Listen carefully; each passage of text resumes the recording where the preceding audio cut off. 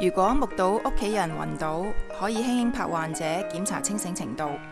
如果已經失去知覺，就應該立即致電求救。當拯救人員到達現場，首先要確保環境安全，然後檢查患者嘅清醒程度。如果冇反應，就應該立刻暢通氣道，可以用按壓托顎法喺5至10秒之內評估呼吸。如果患者已經冇呼吸，就要俾2次吹氣。吹氣時要確保胸部有起伏，用5至10秒評估脈搏。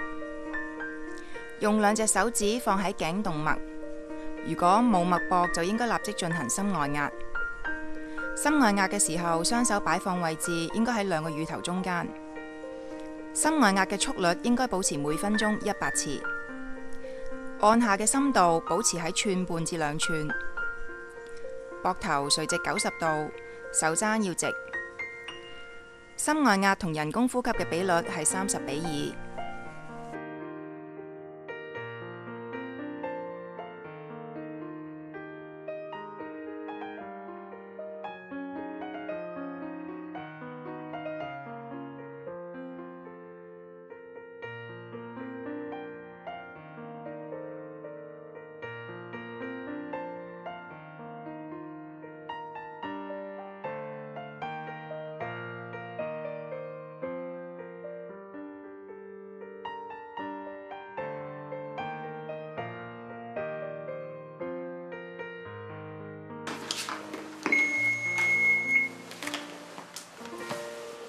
在患者胸部皮膚貼上電極片，將電極片嘅電線插頭插在閃燈旁。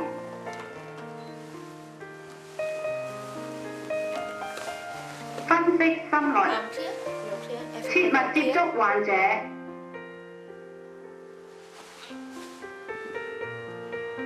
需要電擊，去顫器正在充電，不要接近患者。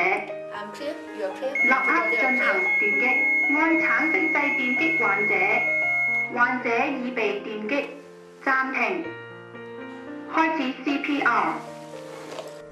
當體外去顫機指示要分析心率同埋電擊嘅時候，要確保所有人都唔可以接觸患者，以免被電擊。